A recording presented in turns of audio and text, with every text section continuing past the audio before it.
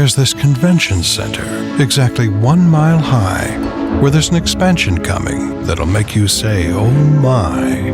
There's a huge new ballroom, arrange as you please.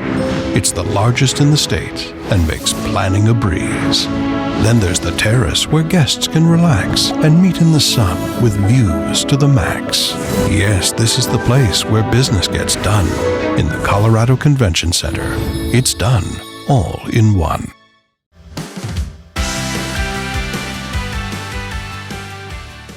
Welcome to another episode of MPItv, sponsored by Visit Denver. We're interviewing MPI's very own Nancy Snowden about a topic that never seems to get old in this industry: wellness. Nancy, what are some wellness trends you're seeing going into 2023? Here's the really cool thing. So before the pandemic, we were really focused on what we call physiological safety. Do people have food, shelter, and water? And as an event professional, those are some of the basics that we work with at meetings and events. But during the pandemic and even post-pandemic, focusing on people's psychological safety also became top of mind in how we create experiences for people that have wellness at the core of their design. And that has continued, because now that we look at psychological safety, the next level above that, if we're looking at Maslow's hierarchy of needs, is actually thinking about love and belonging and self-actualization. So how can we further create memorable experiences, personalized experiences that connect people together, that help provide a sense of belonging, and that provide meaning to individuals in the context of their organizations, the companies that they work with or for, or even the products that they consume. And what would you say is the state of wellness as in-person events have bounced back? Today, in teaching my integrative wellness design course, some of the things we're talking about is how do you represent, for instance, occupational wellness in how your leaders are present throughout your event, how accessible they are. What would it be like if your CEO had 2 different hours during an event where anybody could come talk to them and meet them and have discussions with them?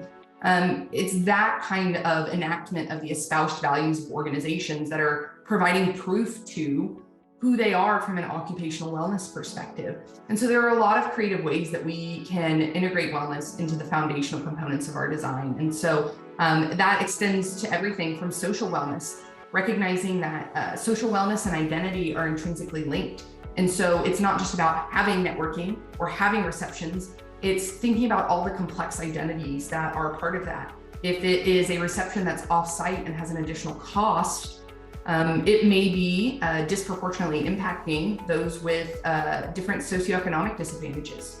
And so if it's pay to play, it might be harder for them to be socially well because that facet of their identity and their financial wellness is not taken into account. And so thinking creatively about these things, providing alcohol alternatives. Do you have any tips for maintaining attendee or planner wellness? We can no longer use burnout and overwork as the blue ribbon of our industry. We have to stop saying that that is the key marker of a successful professional. I more so encourage people to say, what are the kinds of boundaries that you have? How transparent can you be about them, and how communicative can you be about those boundaries? That to me is a bigger medal of honor or piece of pride that we should start uplifting in our industry and respecting and paying dividends to. That is the kind of communication and emotional intelligence that's needed. Nancy, always great to have you on MPItv. We appreciate you for tuning in and want to thank our sponsors, Visit Denver, for their support.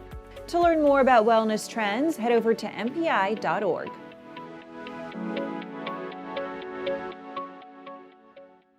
There's this convention center, exactly 1 mile high, where there's an expansion coming that'll make you say, oh my. There's a huge new ballroom, arrange as you please. It's the largest in the state and makes planning a breeze. Then there's the terrace where guests can relax and meet in the sun with views to the max. Yes, this is the place where business gets done. In the Colorado Convention Center, it's done all in one.